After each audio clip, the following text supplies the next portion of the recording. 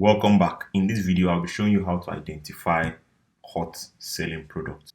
By hot selling products, I mean products that you will get and you will sell off fast. These are products that won't keep your capital tied down. So how do you identify these products? There are four different ways in which you can identify and source for hot selling products. The first way I'm going to explain to you is that you observe trends. In order for you to better understand this first method I'm trying to explain, I will give you an example of a trend that some e-commerce merchants took massive advantage of and made millions for themselves. If you are watching this video now, I'm sure you witnessed year 2020, the year of the COVID-19 pandemic. During that pandemic, there were no movement. People were meant to stay indoors. So many jobs were closed down, businesses were locked down, offices were shut down. But there were key businesses and services that were left open. For example, banks, some banks were open, hospitals, people who sold food, they were left to be open. Now, for those who were going out, when you get to some key institutions like banks, at the gate you realize that the security man had a particular instrument that he was going to use to check your temperature, right? That device was meant to detect if your temperature was high or higher than the allowable temperature needed to get inside the institution. So if you are checked and the temperature says 39 degrees, you will not be allowed to enter, or 38 degrees. Or if your temperature was 37 degrees and below, you are allowed to enter into those institutions. Now, during the COVID-19 pandemic, that device, that temperature checking device, was in hot demand. So many people needed that product to be able to check their temperature frequently. Now, what did some smart e-commerce people do? Observing that this product was in high demand or was going to be in high demand for months to come, they sourced for the products outside of Nigeria, imported hundreds, if not thousands of those products for a very cheap price, let's say 5,000, 6,000, 7,000 naira, and ended up selling those same products for up to 35,000 naira. If you see the people who were flocking to buy that particular temperature measuring device during COVID-19 pandemic, you'll be amazed. People were buying it for as high as 30,000, 35,000 naira.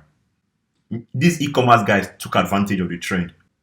I wasn't fortunate enough to take advantage of it then, but I knew people who took advantage of it and made so much money, they eventually flew out of the country just by taking advantage of trends. They observed that there was a pandemic going on and there was a product people required to check their body temperature in order to know if they had caught the disease or not. So they got that product in large quantities and sold it and took advantage of the fear of people to sell that product at a very high price. Now imagine 9 months to 1 year later, when nobody was taking COVID-19 seriously again. People who got that product in 2021 could not make up to 2,000 naira profit from the product. Why?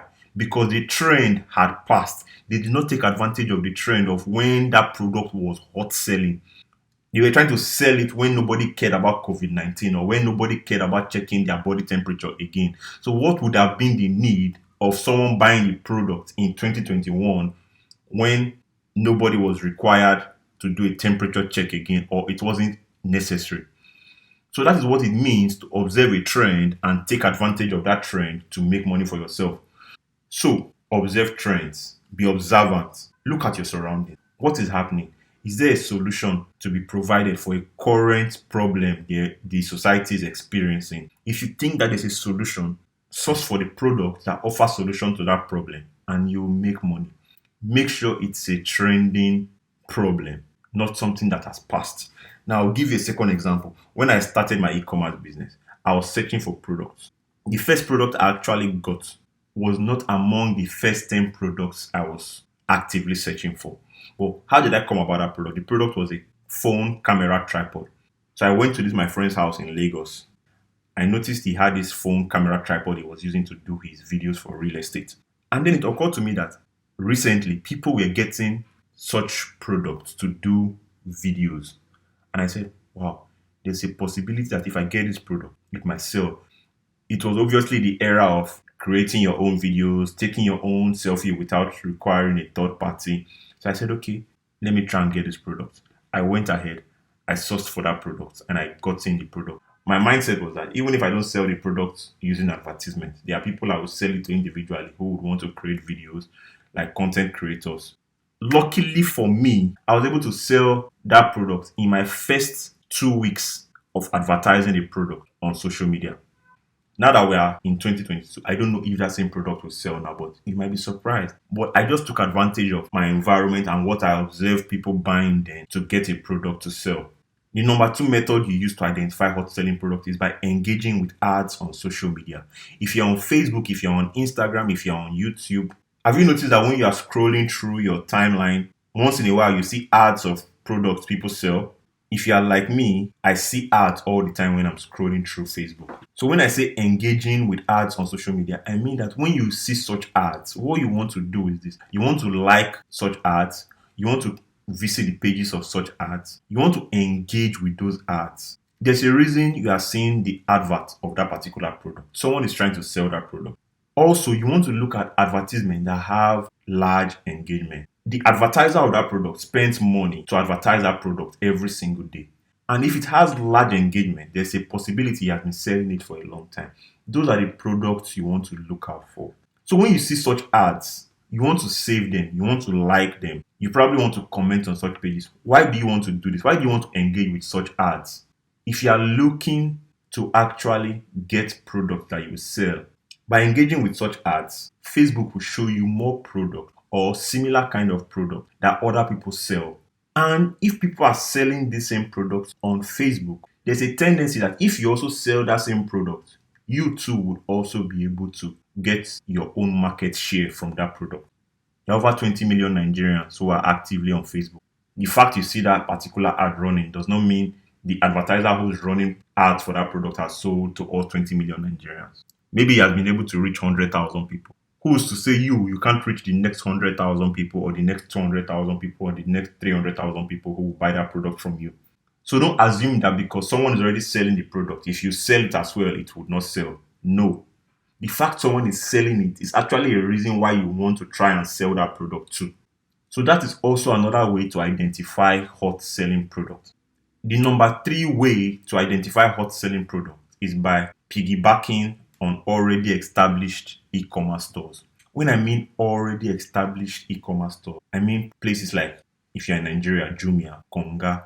But on a larger scale, I'll be looking at places like AliExpress, Alibaba. So you want to go to such sites and you want to check for products that have high purchase rates within the past 30 days, within the past 1 year, products that have sold in thousands worldwide. There's a reason why those products have sold thousands and thousands of units. So if you can see such products that have sold thousands and thousands of units, you want to test them too within your local vicinity and see if those products will sell for you. And if they work for you, you can then import them. There's a reason why they sold so many already. The fourth and final method is by creating an entirely new product. In as much as observing trends, engaging with ads, and piggybacking on already established stores is good, there's the final method of you creating a product entirely from scratch. Note that this particular method is not for newbies. It's not for people with limited capital. Because if you're going to create a product with scratch, it involves a lot of things. There's research and development that's going to go into that product. You have to talk about branding. You have to talk about paying people who will be creating the product for you. And you have to talk about the amount of money you will pump into advertising, into creating awareness for a product that up till the time you created it was unknown.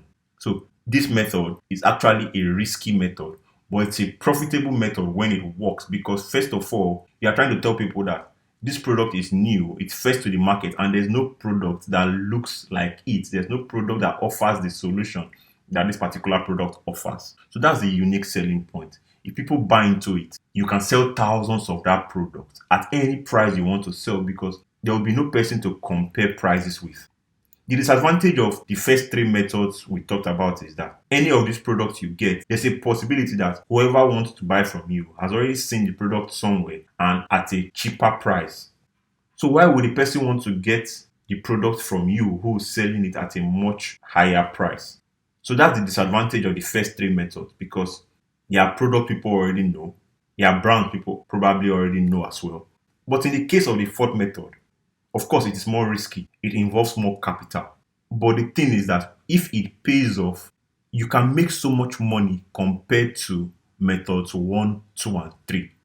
But as a beginner, I don't want you to bother about creating an entirely new product from scratch. Don't bother about this method. Once you have made enough money, once you've made big money, you cannot think of this particular method. Some people never get to do option 4 their entire lives, but they still live comfortable lives. They still make millions of naira monthly using options 1, 2, and 3. So these are the various methods you can use to identify hot selling products.